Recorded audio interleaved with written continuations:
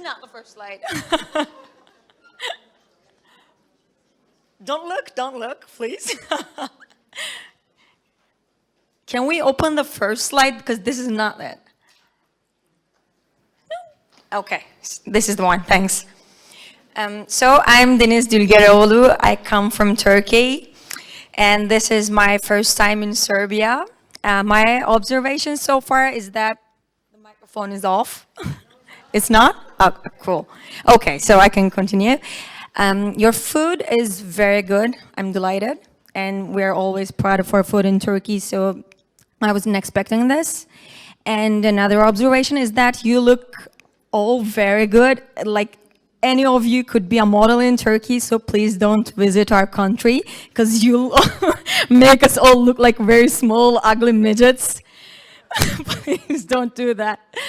So today I'll be talking about the art of perfection. So you guys might be familiar with the subject, as you all look so perfect. And so you might be wondering why I'm entitled to be giving you this speech. So I would like to talk about the reasons I'm here.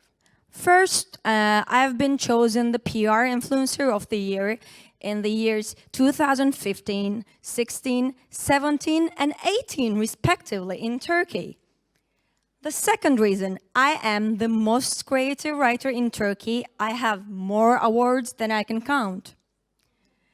I have given over 100 speeches in the world so far, and I've always been told that I have charisma, and I've always gotten perfect feedback. Plus, I'm a graduate of Harvard University. I have a degree in advertising and PR. So, I want to start my speech with a question. Who in this room thinks that I'm an asshole? Please raise your hands. Okay, thank you for being honest, and the rest of you are liars, but that's okay, because I've been lying too. I'm not the PR Influencer of the Year. I don't even know if such an award exists, actually. I'm not the most creative writer in Turkey. I don't think there is such a thing as most creative. You're just unique. I haven't given over 100 speeches. This is my first public speech ever. And if you were careful enough, you'd be seeing me drinking my red wine in the lobby. I'm not a graduate of Harvard University. I actually didn't even study advertising. I used to be an oral surgeon until 5 years ago. So a question I get a lot is, are you stupid? Why did you give up your job if you were making loads of money? But I have my reasons. First, very boring job. Just try staring at someone's mouth for 10 hours a day, 6 days of the week, and tell me how it goes in a year if you still haven't stabbed yourself. Second, I love writing ever since I was a kid, and I love writing ads, so I just decided to become a copywriter, but I assure you that I'm not a perfect speaker. I'm just a random person. But that's not going to stop me from giving my speech. Actually, I think, like, if you were to have a beer with this speaker, who would you choose? Like, the Harvard douchebag. By the way, I'm very sorry if there are any Harvard graduates in this room. I'm just trying to make a point. Harvard's a great school. Like, the Harvard guy or me? I think you choose me, because perfect always feels fake. If someone's trying to be perfect, you know that they're hiding something. Like, if you are having a beer with someone who's trying to be perfect, she's not going to be telling you all of their fun stories, like how they woke up naked with someone else. That's not something that actually happened. Of course, I'm just trying to make a joke. So perfect is fake. We can feel that. So, but back in the 60s, many brands believed that perfection was something we were aiming for. So a very famous brand we all know, Coca-Cola, made this advertising in 1961. So can we roll the commercial, please? I'm sorry, it says Harvard University in the middle. I just forgot that. So this is a very famous actress from the 60s. You know, this was me 5 years ago, and it's still me. Because I confess I'm a waistline watcher from way back. Well, that's enough for today. Now for a lively lift. Ice-cold Coca-Cola. There's no waistline worry with Coke, you know. Actually, this individual-sized bottle has no more calories than half a grapefruit. Another thing, the cold, crisp taste of Coke is so satisfying, it keeps me from eating something else that might really add those pounds. Coke's a natural, wholesome blending of pure food flavors. I guess that's why everyone likes the refreshing new feeling you get, only from not-too-sweet Coca-Cola. And no wonder. Lively, lifty Coca-Cola provides a welcome bit of quick energy between meals. Makes for a pleasant pause in a busy day. Oh, and remember, Coke is low in calories, too. Say, now, don't you get any thinner. So, it's talked about as a perfect drink that slims you down. Like, can you imagine this commercial being aired today? Like, with a famous actress or model like Kate Moss? Can you imagine the reactions? I'm sure someone would be saying something like, the kind of Coke that slims you down is not the one that comes in bottles. It's the one. Didn't anyone get the joke? It's the one that you snort. Okay, so what you should be doing is you should flaunt your flaws, not try to be perfect, but just accept who you are and talk about that. So the actual title of my speech is not the art of perfection, but it's the art of imperfection. So I want to give an example from the 60s again. This is from the era that Coca-Cola commercial was made in. So an agency named DDB that still exists today had a new client, which was Volkswagen. But back in those days, it was when the American dream was being followed. Like, everyone wanted everything to be big, so the cars had to be big so you could flaunt them. But Volkswagen was just this tiny, ugly car. So Americans obviously didn't want it, and it had these Nazi roots, but that's another thing. So being a small was a flaw back then. But what did they do? They came up with this genius copy that said, okay, we accept the fact that our car is small, but if you give it a second thought, it means you can squeeze into a small parking spot, and your insurance bill is going to be small, and also your repair bill is going to be small. So for the first time ever, Americans got to consider a very ugly small car as something to buy. So DDB liked this genius method of imperfection, and they continued on with it.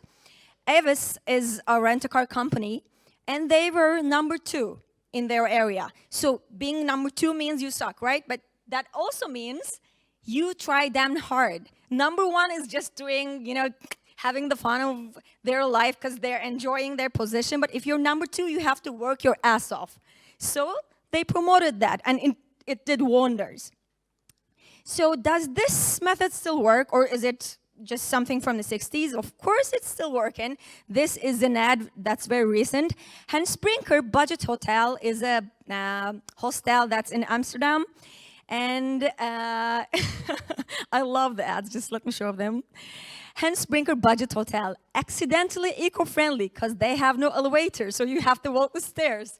And Eco Towel, accidentally eco-friendly because they are not washing your towels. You just have to wipe your face in the drapes. So sorry for being amazing at disturbing you. Sorry for being the best, ignoring your complaints when you want a new roll of toilet paper. We're not giving you one. Sorry for being excellent in losing your luggage. And it continues. Now even more noise, now even less service, on and on. They have so many of these. Why? Do you think, does it work? Yes, it does. Because what it's telling teenagers is that if we are being so honest about this, it's because we have so many crazy stories to offer you. Like, you'll have the shittiest days of your lives, which means fun. So I'm guessing that you might be thinking, isn't it stupid to admit your weakness? I know I've never been a client, but all the clients imagine that their brand is like a Greek god. They're so big and so untouchable. But the thing is, customers, and by customers I mean me and you and all these people in this room, we know that you have flaws. So we know that you're going to have some flaws, and we are trying to find out what they are. So it's better that you choose the flaws you want me to focus on. I'm a customer, so okay, just the next slide. I'm going to talk about budget airlines because they are a very good example. They're cheap, right? So if something's cheap, you say, why? I mean, obviously, why? If you're offering the same services, why are you giving it me for cheaper price? So the first thing that comes to my mind is compromise safety. Okay, you have shitty airplanes, so my plane is going to crash. And for someone like me who has fear of flying, that's the worst you can get. So you don't want me to be thinking of that. So you want to give me a reason for being cheap, which is compromise services. When I'm on budget airlines, I know that I'm not going to get any food, or I'm going to get shitty food, and I have pitiful baggage allowance, and I know that I have no room for my legs, but it's okay because I'm short.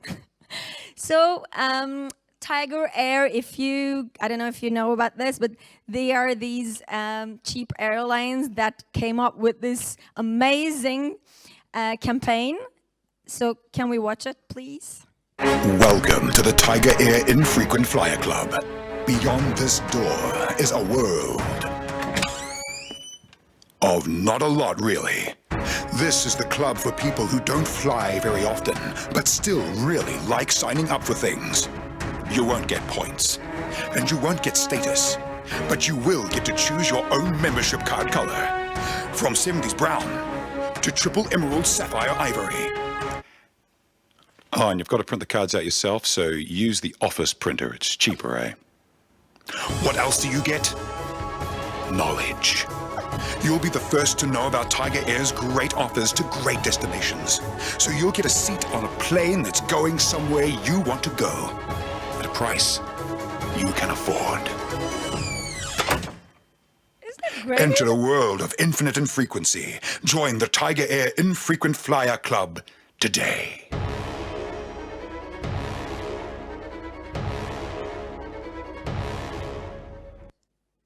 I just love it because they're making it so obvious that they're not giving you anything at all, but you just still want to sign up for it. So another question you might have is, if people know I have flaws, will they still prefer me? So instead of thinking about other people, let's think about ourselves.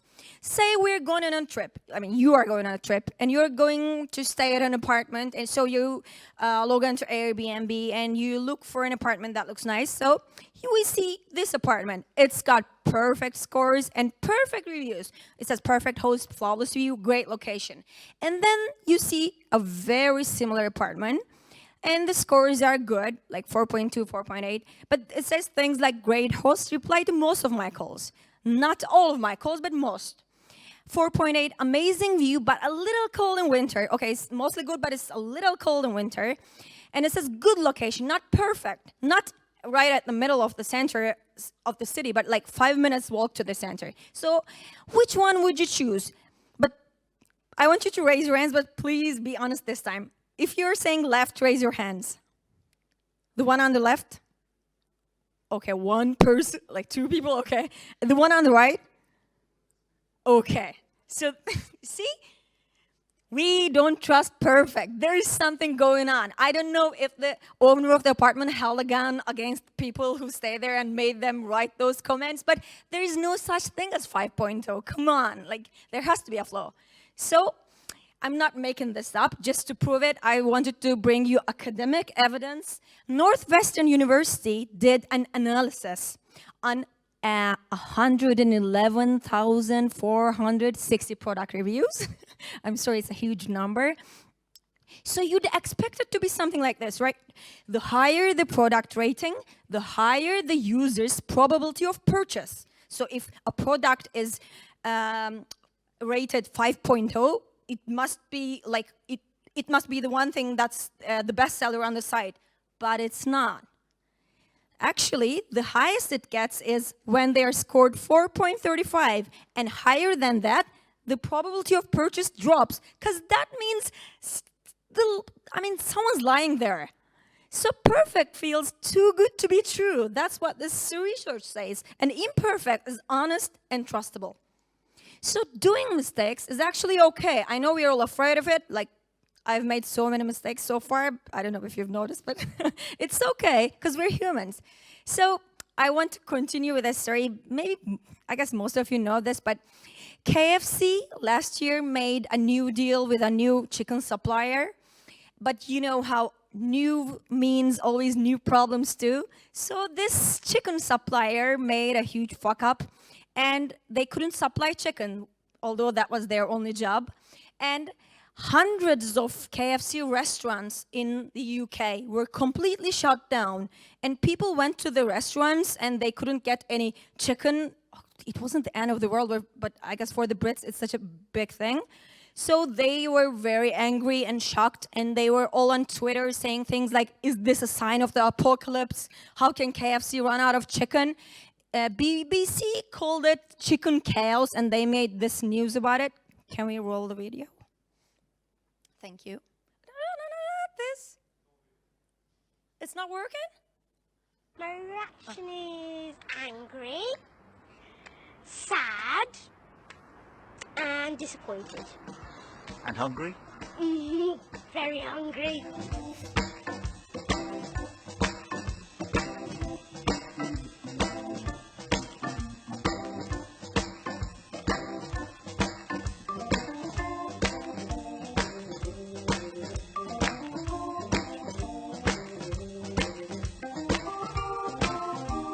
It's a chicken place, so they should have enough chicken. Like, they should be able to store it. Obviously. It's what? Ridiculous. It's a big chain, so it does seem unbelievable, really, that all the chicken, as farmers, surely there's enough chicken. I don't know.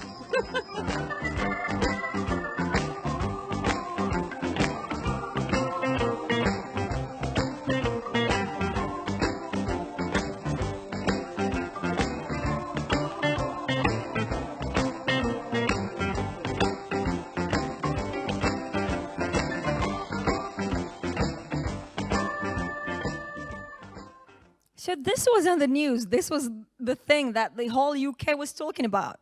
So KFC had to make an explanation, and there is this famous English joke that says, why did the chicken cross the road just to go on its way? It's supposed to be a joke. So the KFC restaurants said, the chicken crossed the road, just not to our restaurants.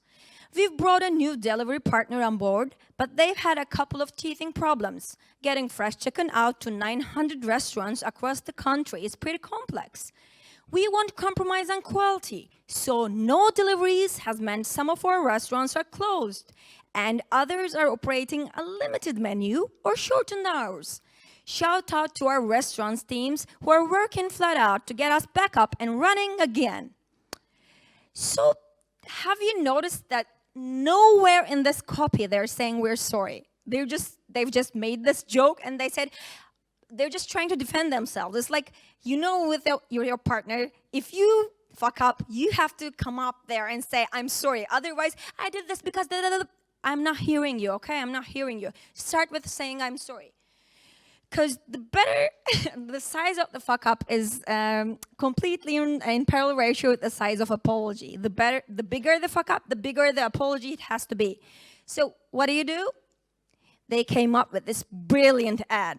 We see an empty bucket of their famous bucket, but instead of KFC, it says fuck. And believe me, for a huge brand like this, it's a very major step. But below, it starts with, we are sorry. Okay, now I'm hearing you. Continue on. A chicken restaurant without any chicken, it's not ideal. Huge apologies to our customers, especially those who traveled out of their way to find...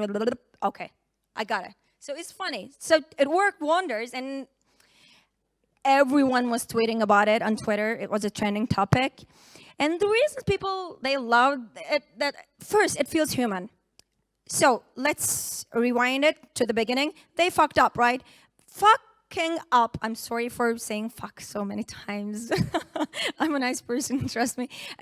Fucking up is human. So you've proved that you're human already. So just keep being a human. What do humans do when they fuck up? They give apologies. So that was the right thing to do.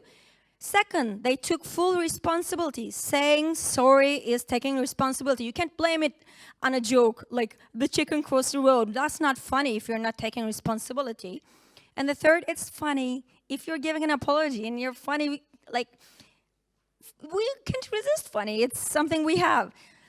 So if KFC were a person, like, imagine you're a partner who watches your favorite TV show without you being there, then you're mad at them, but then they bake you a cake saying sorry. Okay, you made a mistake, but I forgive you. So lesson, brands are like people. Allow people to empathize with you, to understand that you're human. So this is another example. Bodyform is a feminine hygiene company, if you know what I mean. And if you don't, can we see this ad from the 90s? Hey, but boy, is it gonna get hotter! New Invisible Ultra from Bodyform has ultra soft sides so you don't feel it. It's ultra thin so you don't see it. See how they're all wearing white because and it's climbing up ultra the walls? reliable, you can do whatever you want.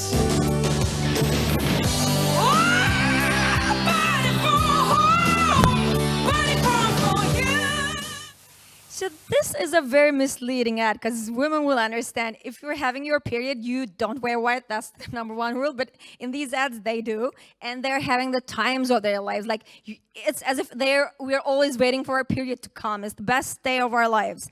So Richard realized this, and he went onto their Facebook page to say, "Hi, as a man, I must ask why you have lied to us for all these years. As a child, I watched your advertisements with interest as to how at this wonderful time of the month that the female gets to enjoy so many things. I felt a little jealous. I mean, bike riding, roller coasters, dancing, parachuting. Why couldn't I get to enjoy this time of joy and blue water and wings? Then my penis. Then I got a girlfriend. I was so happy and couldn't wait for this joyous, adventurous time of the month to happen. You lied. There was no joy, no extreme sports, no blue water spilling over wings, and no rocking soundtrack. Oh, no, no, no, no. Instead, I had to fight against every male urge. I had to resist screaming, woo, body form for you, as my lady changed from the loving, gentle, normal skin-colored lady to the little girl from The Exorcist with added venom and extra 360-degree head spin. Thanks for setting me up for the fall body form, you crafty bugger. Okay, so you don't have to be a genius that this is going to go viral. It had like 80,000 likes. So Bodyform had to give a response. But the thing is, they had to be immediate. Like, they had to act very fast because otherwise the moment is going to go and then you're not going to be funny anymore. So they had to find the idea, write the script, and shoot the film all in 6 days. This is what they came up with. We can roll the video. Hello, Richard. I'm Caroline Williams, the CEO of Bodyform. We read your Facebook post with interest, but also a sense of foreboding, and I think it's time we came clean. We lied to you, Richard, and I want to say sorry. Sorry. What you've seen in our advertisements so far isn't a factual representation of events. You're right.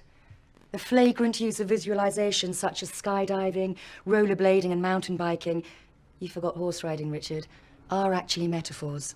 They're not real. I'm sorry to be the one to tell you this, but there's no such thing as a happy period. The reality is, some people simply can't handle the truth. In the past, we've tried to be more honest in our approach. In the 1980s, we ran a series of focus groups to help us gauge the public's reaction to periods. The cramps, the mood swings, the insatiable hunger. And yes, Richard, the blood coursing from our uteri like a crimson landslide. So, we knew we'd have to change our strategy. And so, from that day to this, we have managed to maintain this illusion. But you, Richard, have torn down that veil and exposed this myth, thereby exposing every man to a reality we hoped they would never have to face. You did that, Richard. You. Well done. I just hope you can find it in your heart to forgive us. Oh, sorry, Richard. You did know that we do that too, didn't you? Hello, Caroline Williams. Yes. Oh, okay.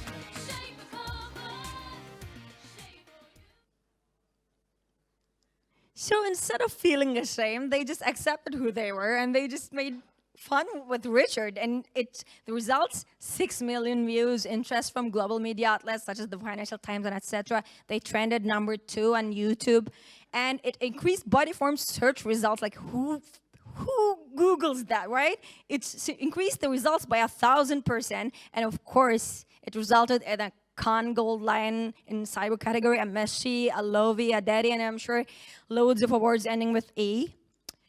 So if Bodyform were a person, I think it's the fan who keeps assuring you that you didn't put on any weight, but you just keep poking them on, and finally they say, okay, you look like the purple member from the Teletubbies, okay? If you do that, if you keep asking for me to be honest, I'm just gonna do that. So lesson, if people are aware of something you've been hiding, just tell them the truth. There's no pointing in telling lies anymore. So I keep talking about being imperfect and being aware of your flaws, but you should practice what you preach. So I'm going to tell you a case that I've done. So I was a co-operator for Turkcell, which is the leading mobile phone operator in Turkey. And Genç Turkcell is their youth brand. So this is a brand for people under the age of 25. And you know how they are. They just love texting, and they're always texting and looking at their phones to be receiving new texts from their loved ones. And you know how mobile phone operators are. They just keep texting you too, but just in things that you're not interested at all. I'm sure that all the messages that come from your mobile phone operator, you just delete them without even reading them, right? So the problem was there were all these complaints on Twitter. They were saying that we text them too much, like a lover. Okay, what do you do then? Ignore that or reject that? No, you can't. You know who you are. You are doing that. Like we used to text them at 12 a.m. Like we used to wake them up from their dreams. So we just accepted the problem and we embraced it. So if we are in the role of a lover now, what does a lover do when there is a problem? They text, we need to talk. So we texted 4 million users, we need to talk. And we got to be trending at #2 on Twitter, and there were 35,000 tweets on Twitter. And they were talking about two things. First option was the CEO is a nuthead with daddy issues. And the second one is they're hacked. There is no other explanation for this. A GSM operator doesn't text you, we need to talk.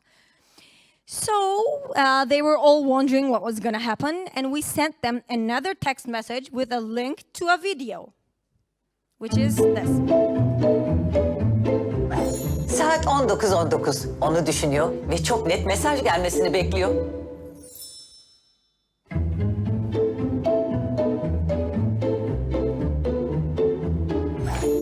Çok güzel bir gündü mesajı gelsin diye dakika sayıyor.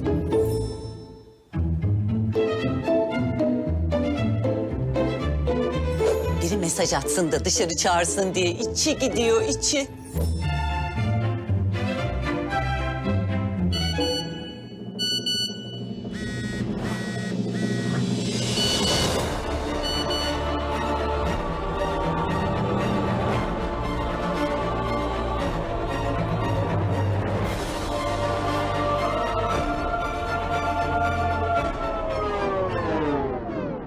Evet, yine biz.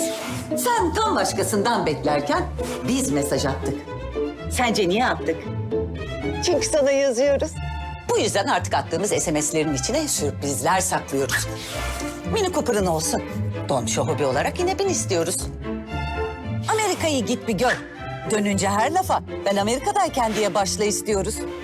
Olur da sevgilinin eski sevgilisinin yeni sevgilisinin eskilerine kadar bakmak istersen diye geceleri bedava internet veriyoruz. Daha çok hediye var ama hepsini burada sayamıyoruz. Diyoruz ve gidiyoruz. Ha bu arada hala sen sevgilinden mesaj beklerken biz atıyorsak belki de sorun bizde değil sevgilindedir. Kıps.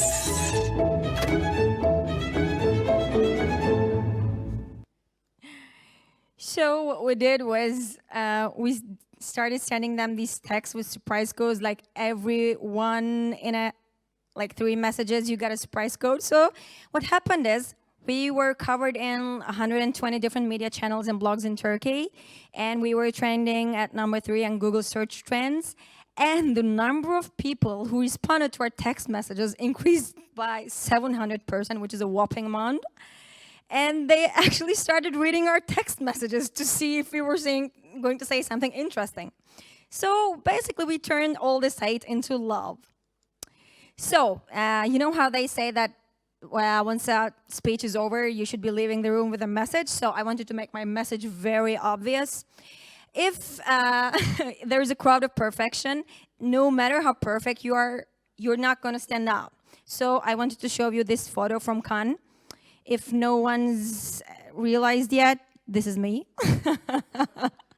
So last summer, I was at Cannes. I was chosen for the See It, Be It initiative, which chooses 20 future female leaders from all over the world. So we were at this Google lunch. It's supposed to be a very big thing because you get to meet people from Google and they can, make you job offers. So people were all, having their best attitudes. And Abby was this blonde lady in the middle making a speech, and she's the most famous soccer player in the USA, and she's also an LGBT activist. So as she was making the speech, I'm a very emotional person, so I just started crying. And when we were taking this photo, in Turkish, we say crying like as if your village burnt down. So I just couldn't stop crying. And the thing is, after the speech, Abby came to me at dinner, and she said she wanted to talk to me because I was the only person who was crying, and she wanted to know why I was crying. So I talked to her about all my feelings. So she's now a friend, and all the other girls were jealous. But I'm not saying that I'm better than them, but I'm just trying to make that this point that if you are imperfect, that also helps you stand out. So, you know how they say that the robots are going to take over the world? The next time someone tells you that a robot is going to replace you and your job, tell them that robots are perfect and no one wants that. And thank you for your precious time.